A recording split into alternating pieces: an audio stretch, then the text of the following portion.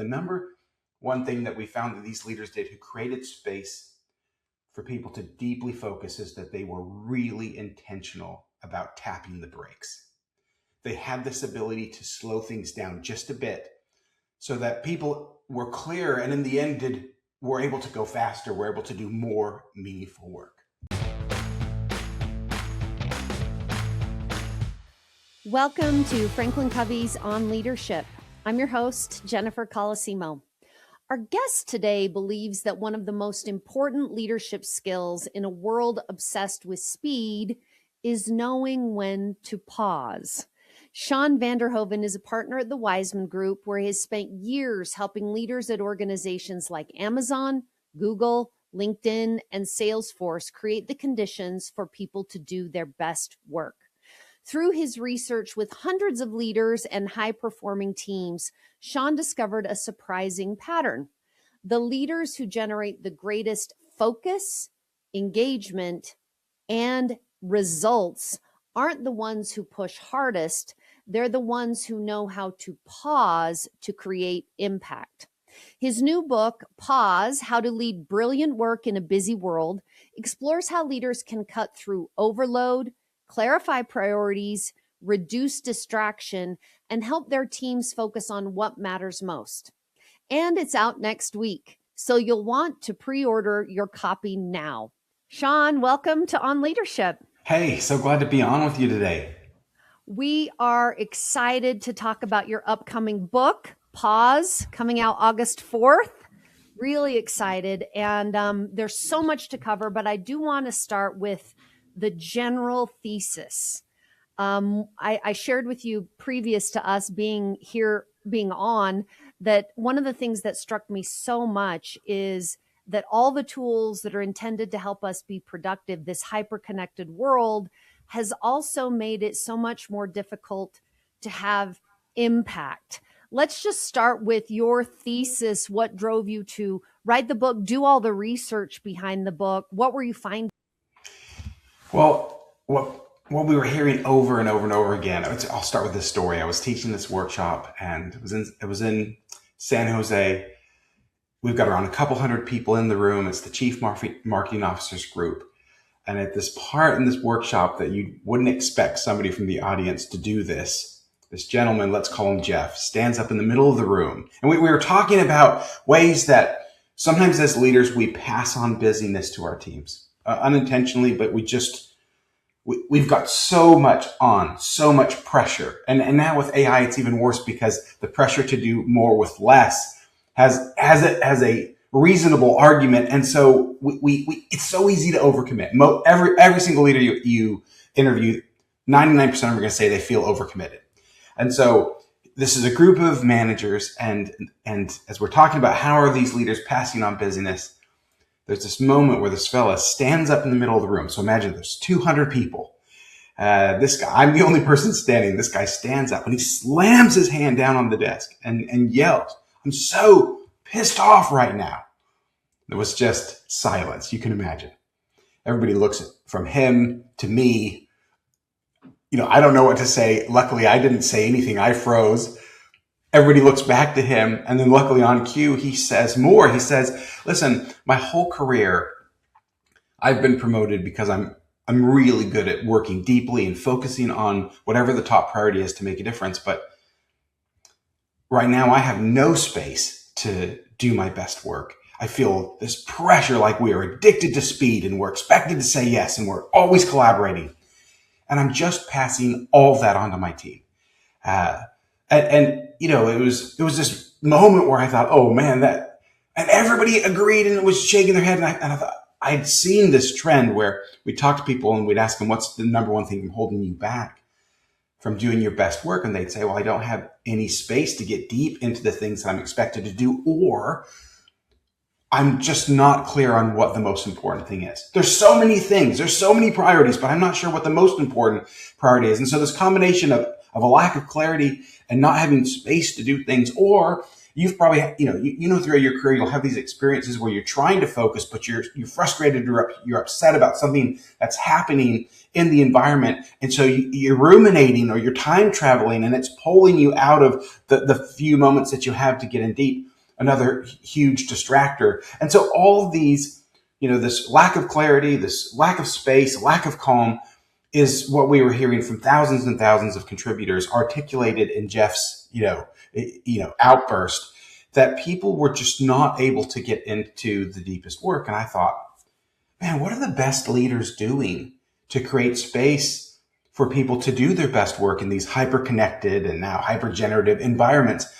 And so that's where the research started. And we ended up interviewing hundreds and hundreds of people, did loads of workshops. And our goal was to figure out what was the difference between leaders who created space for real deep focused work versus leaders who just amplified the already existing craziness of it all. And out of this came these findings that we found. And that was that the number one thing that leaders did, and it's associated with a mindset, et cetera, but the number one thing that we found that these leaders did who created space for people to deeply focus is that they were really intentional about tapping the brakes. They had this ability to slow things down just a bit so that people were clear, and in the end were able to go faster, were able to do more meaningful work. I love this. It rings true with a lot of research out there. Your experience with Jeff, while he may have been a little bit extreme, standing up and pounding the table, you've got to have some guts to do that in front of a few hundred. Yeah, seriously. It rings true. The Franklin Covey research says 7 out of 10 are saying AI is moving so quickly that their company and their culture can't catch up. Our research also shows people aren't clear, right? So we know this is happening. In fact, when you stand in front of a group and say, you've got to take control of all the things coming at you in order to do your best work. Let's talk about the upside, the impact. Before we dive into the how, what's our why in being able to do deep work? What kind of impact, what kind of good things do you see happen when people put into practice what we'll talk about, some of these great ideas, practices to do deep work? Well, if you've had a leader, if you've been lucky enough to have a leader where it was clear, you knew what mattered, and you felt this, more than permission, even sponsored, this ability to go away and push things back, clear your schedule, and get into that thing. And you found it also easy, or there was a path for you to communicate the things that were just really eating at you. So the things that would pull you out of concentrating. If you work for somebody like this, well, you know what it's like. It's magic. It's people show up to work because they want to do something awesome.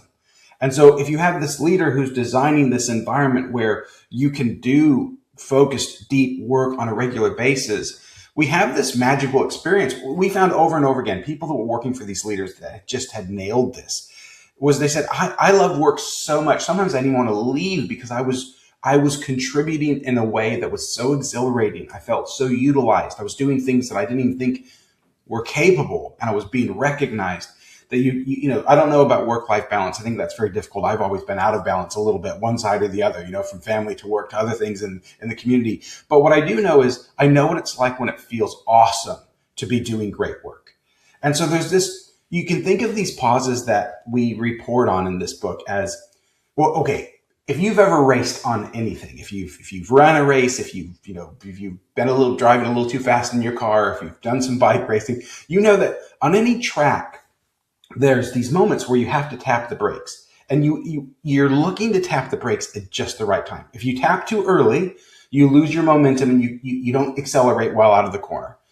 If you tap too late, well, you overshoot the turn, then you really have to slam on your brakes even harder because, you're just going to go off the track, and then you've lost it even worse than tapping too early. Well, you've probably worked for the people that, or been with people, they don't tap the brakes at all. Well, they just wreck. So the idea is that you're trying to figure out how to tap the brakes at just the right time so people can, really gain, keep momentum and accelerate out of that corner. And that's what these leaders were really good at. They were these very intentional investments for people to do deep, impactful work. And if if you've worked for somebody like that, then you know that this is an exhilarating experience. And the interesting thing about the research, when it came back on we did 12, we scored hundreds of behaviors, but when we scored the 12 top behaviors, where people said that they were doing just incredible focused deep work, the one thing that they all had in common was they were all a form of slowing things down just a bit, tapping the brakes, but at the right moments. And so that was the news, thus pause. And each of these little micro behaviors, if you will, they're these touch points where you are essentially designing this experience for your people to be clearer, to have more space, and to be calmer. And that can be happening in an environment where we would interview adjacent leaders, people working for these leaders in the organization, same exact organization, same function, feeling manic and crazy while working for this, incredible, he or she were just, they were doing these pauses, and people were like, oh yeah, cat's meow, man, I'm crushing it here. I'm loving it. And I'm loving my life as a result. And so there's something incredible about calibrating speed. Speed's only useful if you're going in the right direction and it's sustainable. And that's what these leaders had figured out. Well, I want to get into all of these micro pauses.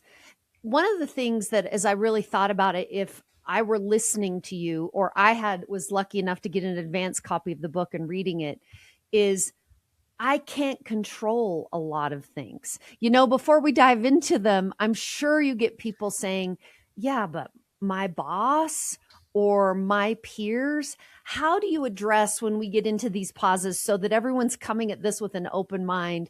No, you're not telling them they can do everything. How do you help them make choices? Because this is something they can learn as a leader, but you're not saying they can influence the entire company. No, that of course they can't. And so it is, so many things are coming at us from every direction. We have, our bosses are asking us to do things. We've got peers that we care about. We've got clients that we're trying to take care of. And then we've got all the people that are reporting to us. And the combination of all this is wildly complex. And so the idea is, this whole idea that, of course you are experts at Franklin Covey, of this space between stimulus and response. And how do you utilize that in a way where you can make the very best choices? And what each of these pauses are, as we look at them, is they're these moments of choice where you are out of the things that around you are happening out of your control, but you are choosing a response to these things that are, coming at you. And so I would say that the leaders that were really good at this would have communicated. They would have said that they controlled less than those leaders who were just accelerating things at such a pace that, it was crazy working for them. People were burning out, or just, pretending that, they had way less capacity than they did so they could take on a little bit more. I mean, all these kind of tricks that we do when we're in these types of environments, and it really matters how much impact our work has. We try to find all these coping mechanisms, but I would say that the leaders that were just, off the tracks, taking on too much, overcommitting their teams, increasing the busyness, all of this, they almost thought that they had more control over the environment. Whereas the leaders that were very tuned in to making these intentional investments and creating this space for their teams, I think that they were bombastically honest about how little they controlled. And as a result, they were able to figure out how to, tap the brakes more. So that way their teams were going faster and bigger. And so I think that it's facing the reality of how little we control and how many things are in our environment, how many ways we are being pulled in different directions, how many priorities there are in the company. And I think as you face these things, but you're still very committed to getting great outcomes, and you have a bias for impact, not just a bias for activity, that just will get you in trouble in any hyper-connected environment, because there's always going to be more work than what you can do. Then I think you can be more judicious. And that's what I learned from these leaders, which isn't native to me at all. I tend to just be like taking on way too much and addicted to speed myself. And I love activity, and I'm driven, and that in an environment like this has led me to all sorts of trouble. So I think that when you really are facing the reality that so much is out of your control, then then all of a sudden now you can start making different responses and how you're going to respond with the very little control you have. There's a real difference between a good leader and a great one. Franklin Covey dug into this, and what we found is pretty striking.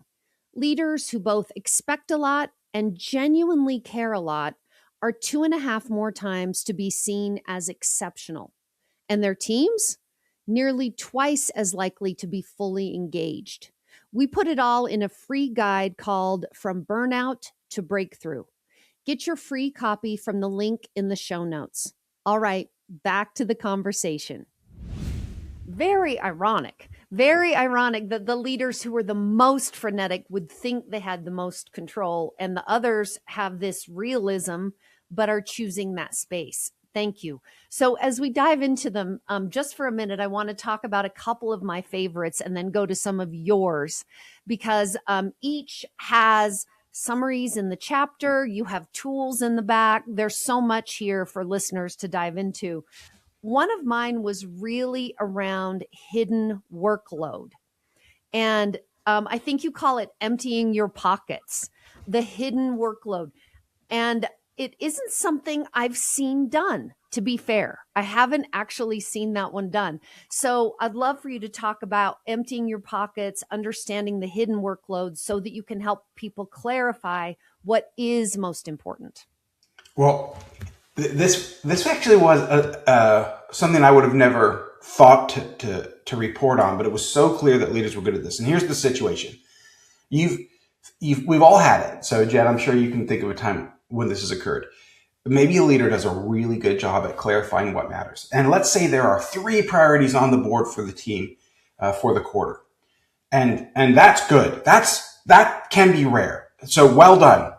But actually, you're thinking, yeah, but I've got all these other things that are not on that board that I know I just can't get rid of them. I can't just, if I were to, it would be irresponsible for me just to write down all these items that I have and throw them in the trash. But that's not being said. And actually every single person in the room is thinking like, oh, how are we going to do those 3 things when we're doing these 50 things that I know my boss wouldn't want me to just throw out? And so there's this hidden workload oftentimes, even when really great prioritization occurs, which is fundamental, of course. You've got to know what the targets are that you're aiming at. And so often that's just not clear. But if those are clear, then there's the next step. And that is, we found these leaders who recognized that it was all of the things that were not on that board that were going to take them away from doing what was on that board. And so there was this practice that we saw regularly where essentially they would say, okay, everybody turn out your pockets. Maybe we've got these 3 things on the board. Imagine 3 sticky notes. Now you draw a little water line. Everybody put everything that they're working on that they don't think that they can say no to on their own unilaterally. Write that on a sticky note and put that up on the board. Okay, now all of a sudden you've got 3 things and 70 things. That hidden workload is the reality. It's what's going to take people away from being able to work on those 3 things. And now you can start to work together as a team to figure out what can go. Are there a few priorities that actually need to be derived from this that need to be added to that list of 3 that we need to, now it's a list of 4 that we need to be more realistic about? And also, if there's this kind of honesty in the team, well, what does it do for us as individuals? Well, it makes us go, oh man, my boss is committed to reality. And I can speak up here about the conflict that I see where, it's like if you've ever been on a plane and you see that person trying to jam that massive suitcase into that little teeny compartment and everybody's I like, saw it yesterday. and everybody's like, yo, bro, that's never going to make it, and we're all watching and they're jamming and it's like, no, just check it. You should never even brought it on the plane. Like, it's like almost a mattress and you're trying to put it into the last one on the plane and we're all waiting. So oftentimes we can all see it as we're on a team.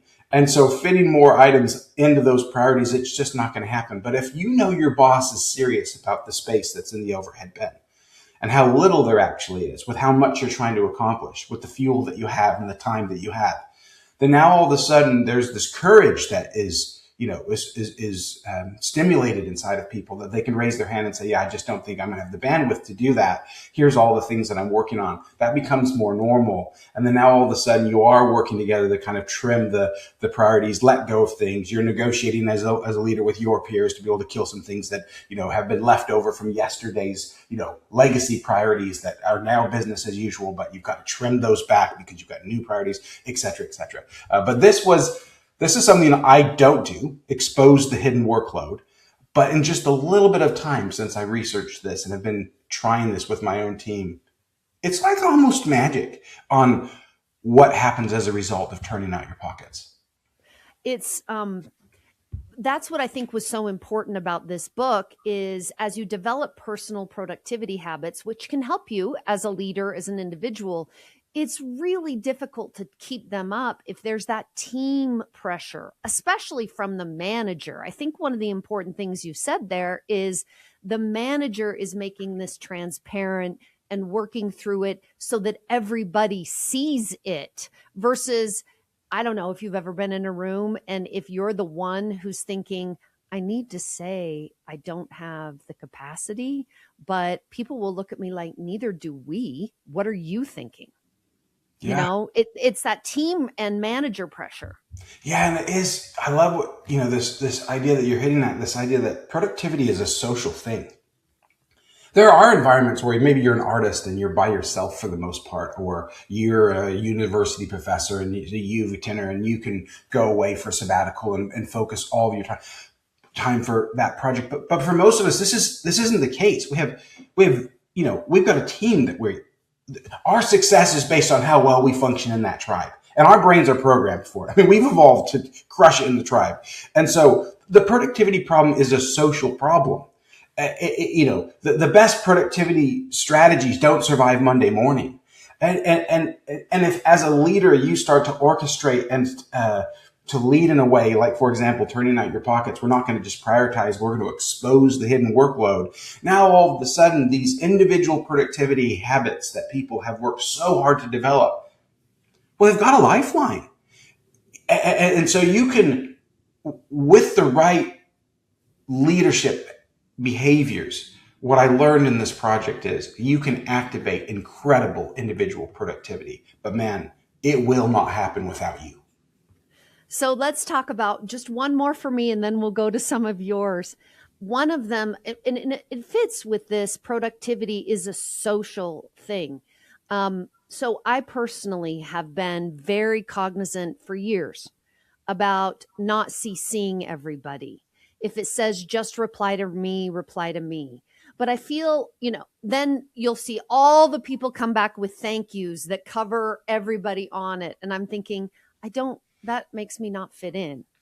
It seems like it's more socially appropriate to respond to all with the praise or if you're available or whatever. And I also feel like so many of the productivity tools that we have now increasing with AI, you made this point that we're intended to do more with less, is I get longer AI summaries, way long AI summaries. At the same time, I'm getting a Teams message. For others, it might be Slack. At the same time, I'm getting a text. There are people, if you don't reply in a set amount of time, text, email, IM you, right? And of course, I get that if that's urgent. But I think the pause was, I might be misstating it, get out of email hell. But it includes all of the things I'm talking about. And it is, as you said, social.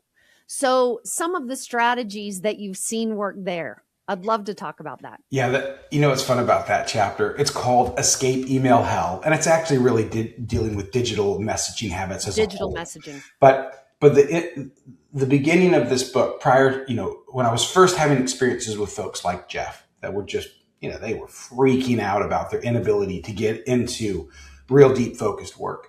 I was curious about, let's just look at digital messaging habits first. And so we did this first round of interviews with 200 people and asking people just what were the most wildly distracting messaging habits that your boss or your peers were doing. And as we looked at all that data, we collected 8 archetypes, if you will. And so one is the broadcaster. They're the ones that are getting crazy on the CC line. They want to include everybody in every message. You don't even know what they're doing on the BCC line. And so, you can only imagine, right? And so these people are just creating lots and lots of noise, very little signal. And so there's another one which is me, the leaky faucet. And this is the one where your boss is just kind of streaming their consciousness between, Slacks and emails, and you're getting, fragments of everything that they're thinking, when they've gone to the bathroom, because there's just like these little bursts of all these emails and messages. And so we gathered all these archetypes with the idea that if you could just see them in yourself, am I a broadcaster? Am I the novelist? Is this person that they drop those little books in your inbox? And if it's your boss, you know how it is. Like, you kind of pretend that it's not there because you've got to slowly read through that and, break it apart. And you don't even feel like you can trust AI with those things because you've got to get it right. And then if they write you a small novella, do you respond with a small novella? I mean, how many lines do you have to write to let them know that you captured the gravity of the situation? So there's 8 of these. They're fun, but the idea is can you see them in yourselves, become more aware? How about your team? And then as a team, can you start to work backwards? You use this awareness to figure out, what are some little things that we can do as a team? We call those house rules, to make it to where we're not distracting each other so much through our digital communication, because digital communication is wildly distracting. It's not like you and I talking together right now where I can see your face and you can see mine. I don't know. It's like you're just dealing with a fraction of all the things that you need: tone, speed, and that we all know. So, you get that zinger, those little zingers of emails all the time. And then they distract you because you're just feeling bothered or upset, or you waste your time for an hour, responding to that email that you're a little ticked off about. So if you can expose these ways that we are kind of torturing each other with digital communication, you can escape email hell. And I think at first what you do is you get the model, you share it with each other, you figure out what it. We've got this fun little quiz on it, and then a slide presentation that all leaders can just have to go share the digital distractors with their team. So that way they can figure out which of these do you see in me, which of these do you see in each other.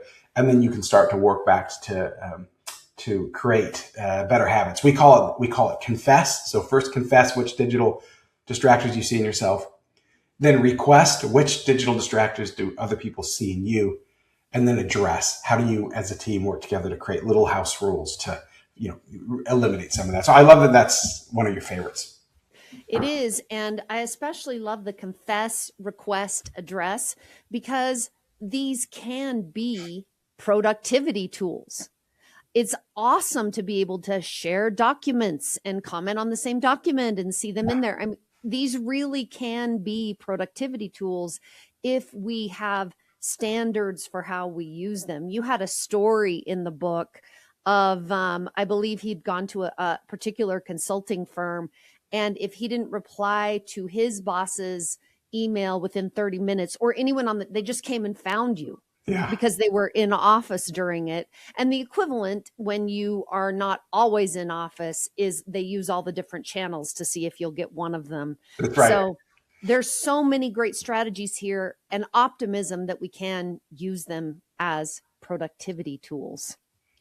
Yeah, it's true. So for you, Shawn, those were 2 for me. The hidden workload I hadn't seen before. And we use this in our 6 practices. As a manager, are you putting energy into the system, gain, or are you the one draining? And this confess, request, address process is perfect. Tell me about one that really strikes you. There's so much here. And of course, we're hoping people get the book and contact you to know all of them, but just a few. Well, I'll tell you one that really hit me hard personally, just because I saw the problem instantly in myself as soon as we had, untangled it in all the interviews. There was this one behavior that was crystal clear that I had a major distracting problem where I was just passing on just chaos to my team. So first, let's play it out. So imagine you report to me, bless you, and yay. And so every day I come, I come in the office, we work in office. And even when you're home, I'll find you and I'll say, hey Jen, you have 5 minutes? I've got something that'll probably just take 5 minutes. Could you take a look at this with me? And you know what?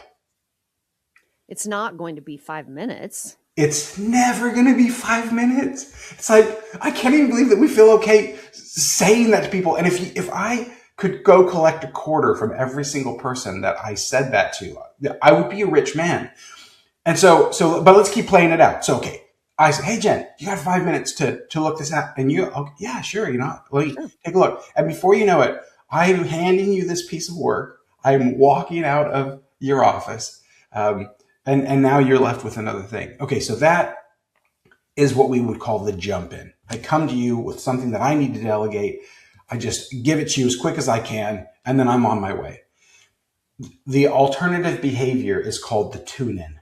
And this is where I come to you. And instead of that, I say, hey, Jen, good to see you today. Hey, I'm just wondering, what are you working on? And then that's it. That's the start to a tune in. And then you tell me what you're working on. That gives me a chance to think, do I even want to give you this thing that I'm holding in my hand? Because there's a good chance that you're working on something way more important than this. And I've just kind of, reacted. I took it from my boss or a peer or whatever, or I thought of it that morning. And now all of a sudden I can assess this. And if I still think that it's after I've listened to you, that this is an important piece of work, well, now you and I can start to talk about it. Okay, well, if we were to take this piece of work on, let me explain it to you and where is it coming from and what's the context. If we were to do this, for example, another tune-in question, there's 5 questions in this chapter, is if you were to say yes to this, in order to do it well, what would you have to say no to? Okay, now all of a sudden, you're participating in this from an analysis standpoint. We're working together as peers, as a team. I've tuned into where you are. You are tuning into where I'm at, and we can make a better decision on this knee-jerk delegation. This, instead of a drive-by delegation, now you and I are properly having a negotiation and an analysis together on what's best for each other and also the firm and the people that this deals with. Man, those little tune-ins, you can, I'm jumping in with my team over and over and over again regularly. I'm knocking them off course. And it turns out in the research, what we learned is that the way that work comes to you is almost as important as the work itself. So if I'm doing these drive-by delegations and you're just feeling so frustrated, unseen, overloaded already, and I'm just, hey, can you look at this for just 5 minutes? And you feel like you've got to say yes to that. The way that work arrives is almost just as important as the work itself. Whereas if I'm tuning in with you and you're like, oh, Shawn respects me, he sees me, he knows what I'm up to, we negotiated together to make the best decision. Now all of a sudden, because that work has landed on your table, on your desk, in a way that you're like, yeah, I was really part of making that decision, man, that's going to make a huge difference in your ability to focus on it. And then also, we've done each other a favor. So this tune in before you jump in. I wish I could go back in time. These poor software developers that worked for me back in the day, man, I'd go to these meetings, client meetings, and I pretty much ran from the conference room to the bat cave with this, all these stickies and the list of things that I was going to ask them to do immediately. Ooh, I was like the boys, throwing a rock through stained glass windows, all the time, because I just didn't realize that my exuberance for getting things done and my excitement for work was causing it to where I was always jumping in. I was never tuning in. Well, and the emphasis that you made is the way the work comes to you is as important as the what. There is quite a bit here that requires just that pause, that stimulus response pause, to think about the why. You emphasize why a lot, and how, the way things come, the why and the how. Can you tell us about some of the results you've seen as you've worked with organizations, or some of the stories when leaders did take the time to do the why and the how, whether it is tuning in, emptying your pockets, putting energy back into the system and escaping the digital messaging chaos?